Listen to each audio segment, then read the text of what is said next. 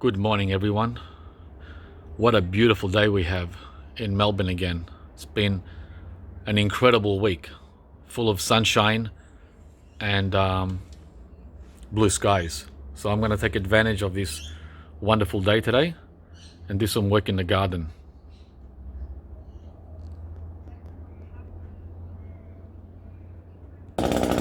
So today is the day of reckoning here at Fruitopia. I'm going to work on the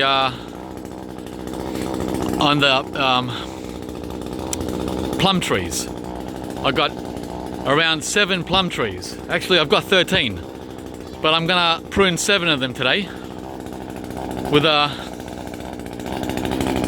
chainsaw.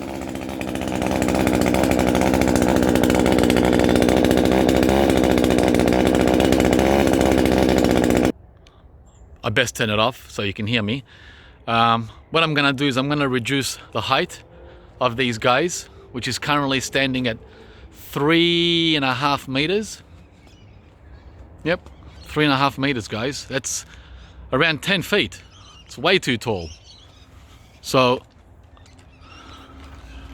right, we're gonna cut all those lanky guys away. And we're gonna bring it down to around 6 feet or 2 meters. Yeah, around here in the middle. We're going to bring it around here. But we have to also remember to keep as many of these side shoots. See these side shoots? See these guys here? See these? These little ones? That's where the fruit's going to come. See? The fruit's going to come here. If I cut all these away, we're not going to get any fruit. So it's very important to save as many of these where the buds are coming, the fruit's coming, to not cut them off. So we want to reduce the height of the tree, but not lose any fruit. As you can see, most of the side shoots or the spurs are at the top, so we're gonna be sacrificing a lot of fruit this 1 year because it's urgent. I've let the tree grow too tall. I haven't given these guys a heavy prune for like 3 or 4 years, and this is what happens when you let things go. Yeah, there's a price to pay, and the price I'm gonna pay is losing out on a lot of fruit this spring. So I'm going to start with this green gauge, the first one. I'm also going to remove a lot of branches that are in the way. See this branch here? Big branch that's going. So not only pruning the top of the tree, but also these unwanted branches. It's got a nice shape to it right now, but it's just too wide, way too wide, going over there and going over there. So I'm gonna cut this one off. This big guy here, it's coming. Gonna cut it right there. Narrow the tree down, because this coming spring, which is only a month away, I want to plant some more trees. Remember I told you about the guavas in pots? Well, I'm gonna put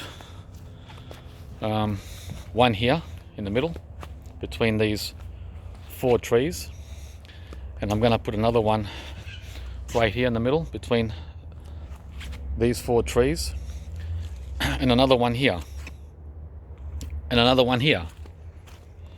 So all 4 guavas will go up this path, right? It's going to be very tight, but I got no other choice. Leave them in pots, which I don't want to do, or put them in the ground, which I have to squeeze them in and remove any obstacles. And one of the obstacles is branches like this. This is an obstacle. Not immediately, but it will be down the road in like 2 or 3 years. So that's the basic idea. Remove any unwanted branches, and more importantly, get rid of the height so we can reach the fruit and put nets on there if need be. Right? So let me get started on this first green gauge. So now after 10 minutes of careful pruning, we got all this. Right? I only needed to use the chainsaw on that big branch I showed you before. That one there. Just use the lopers on everything else.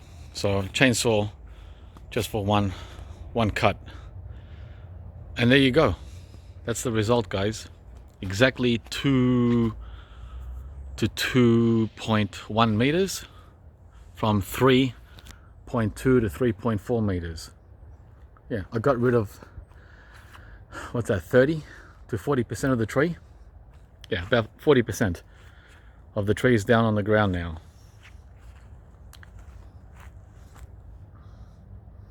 And that's how I'm gonna do all the other plum trees. I got a massive one waiting for me at the back, one that's 20 years old, and that's gonna be a major project. This one was easy. It's only 7 years old, the green gauge. Anyway, see yous from the next cuts. Oh, I forgot to show the important part, and that is we're going to get a lot of fruit still coming, because I saved all these side shoots where I could. So we lost about half, just over half of the side shoots, but they're still there in most of the branches that remain at the top, if you can see that. Right, see those side shoots? That's where the fruit will come. So we will be getting some fruit. Not as much as we would have if we had left them all on the tree. But that's right, the objective was to lower the tree height, and we did that, and get rid of any side branches that were poking us or poking any future trees to be planted there, where I said earlier, between the 4. See those 4 there? Between there. You can already see a lot of changes. So we've got the green gauge done, and now I just finished with the Coe's golden, or the golden gauge. Look at this massacre on the gold gauge. All done with that, one tool. But I'm gonna need the chainsaw for one last branch, the one I left for just for you guys. The one up there. See that? That's how tall the tree was. 3.5 to 3.8 meters. All of it, all around, was that high. All this, all that was up there. Look, see the perspective? That's how much I got, at least 40% of it reduced. And again, I kept as many of these fruiting spurs so we get some fruit this spring. Quite a few of them. Most of them are below my feet, but oh well. That's a sacrifice, guys, when you're pruning, and even more of a sacrifice when you don't prune annually. Like I said, I didn't prune for, I'm talking hard prune, like this kind of pruning. I didn't do this for at least about 4 years. Every year I give it a light prune, you know, like that. That's not a prune. That's not a prune. That's all I've been doing. Tip pruning. And tip pruning causes this after 3 or 4 years. A mess that you can't reach, you can't put netting on, and sometimes even affects fruit production. Sometimes, you know, the tree benefits from a good butchering. Let's see what happens. at the end of August when this guy starts flowering.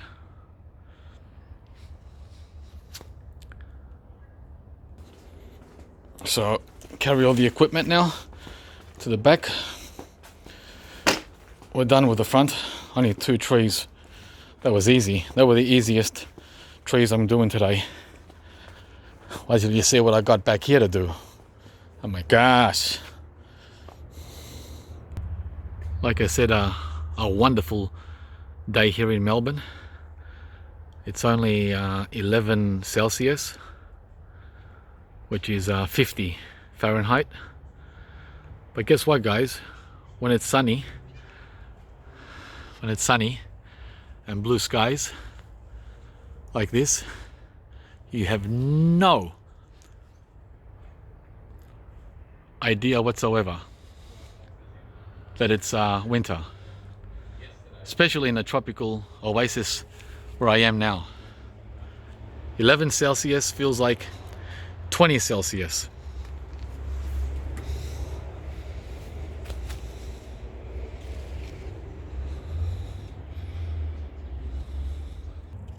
The next 2 bad boys I'm going to show you are definitely requiring this guy. So let's go and have a look. Okay, this is one, the Japanese plum. It's easily 4 meters. Last year it was 4.5 meters. So yeah, I actually butchered this last year already. I brought it down from 4.5 meters to around 2.5 meters. Yep, I got rid of 2 meters just a year ago, and look at it. It's already shot back up to 4 meters, maybe 4.2.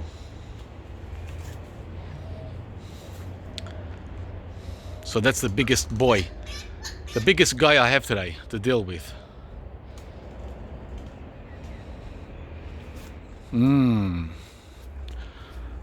Chainsaw on every branch. Forget about cutters here. No cutters, no lopers. This is heavy duty. Chainsaw only.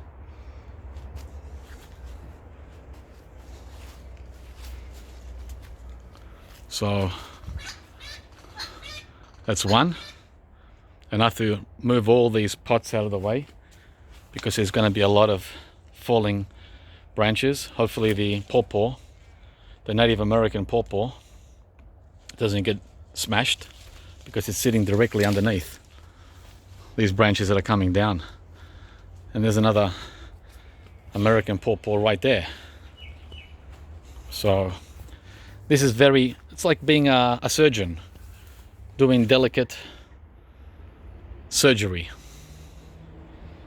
Let's go to the other challenging tree.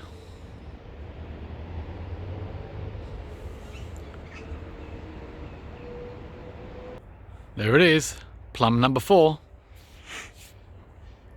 This one is not as big as the one I just showed you. So it's in between the ones in the front, which I already did, and the big boy, which I just filmed. This is a prune plum, one of my favorites. It's called Darjen. It's got a French name, but in my research, this sugar plum is originally from Turkey. They gave it a French name though. So look at these trunks.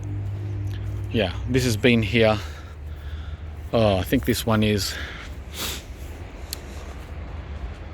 let's see if I can even remember. 12 years? 13 years? I don't know. I've forgotten, guys. But it's over 10 years old. And we're going to try to bring this down as well to 2 meters. Between 2 and 2.2 meters. So we can get some of these fruit spurs. Right? Otherwise, if we go down to here, to there, we don't get any fruit. See that? No fruit this year. Next year. So why lose on some fruit Might as well get some, right? But we don't want to go too high. This is a very vigorous grower and also a very vigorous fruiter. Very heavy producer of sugar plums. But we have to bring it down. We have to bring it down. Let's get started.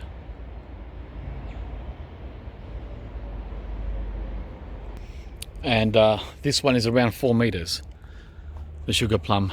We're going to bring it down to around 2 meters, maybe lower, maybe 1.8 meters.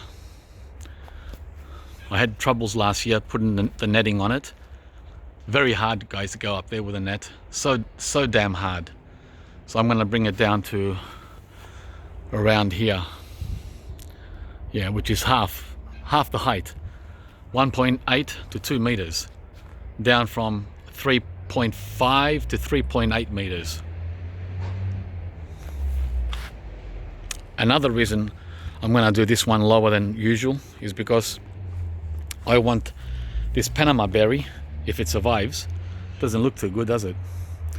If it survives, and papaya, which looks like it will survive, it's doing pretty good. I want these guys to get sunshine in summer or spring summer. So another reason to bring the prune plum down, right? Can you see that? Can you see why? Okay, let's get started. So once again, another massacre. The prune plum has been reduced by, I would say, 30 to 40% from the top down. Look at that. A massacre. I haven't done this to this tree in over 6-7 years. I prune it every year, tip prune, and I remove these lanky, see these lanky guys? These guys here, see these? I remove these every year from the top so I can put the netting on. No netting, no fruit. Yeah, so that's all I've been doing, cutting those tips off in order to fit the net over the tree. Now, look at this. Hang on. The tree is like 2.2 meters, 2.1, 2.2. Perfect for netting. And anything that goes up, I'll just cut back and try and maintain it at this new height of 2.1 to 2.2 meters. And the trees behind are getting a lot of sunshine coming in the spring and summer. This one doesn't look like it's going to make it, the Panama berry. Also, a branch just snapped it there, but that's not the reason why it's not going to make it. It's not going to make it because I just noticed the stem. It's got all the telltales of root rot and cold. Not 100% sure yet, but it sure is heading in that direction. They just hate the cold and hate wet feet, even though I planted it on a raised mound. That's a raised mound, guys. So I've only got a minute left before this 4K video reaches its limit. This is the jujube. I might take off a little bit at the top of the jujube. The persimmon, I got the net off a few days ago. Finished off the last persimmon. I'll leave that at a nice manageable 2.2 meters. Perfect height for putting a net on. And here we have the pear tree, which I've decided to keep for 1 more year. My wife gave me the green light to get rid of it, but I'll save it for another year. Thanks, guys. We're going to be cutting out now, and I hope you enjoyed this pruning edition of Fruitopia in winter, midwinter. Don't forget to like, subscribe, and put the bell on for more upcoming videos. Thanks again, and we'll catch you from the next video. Bye guys.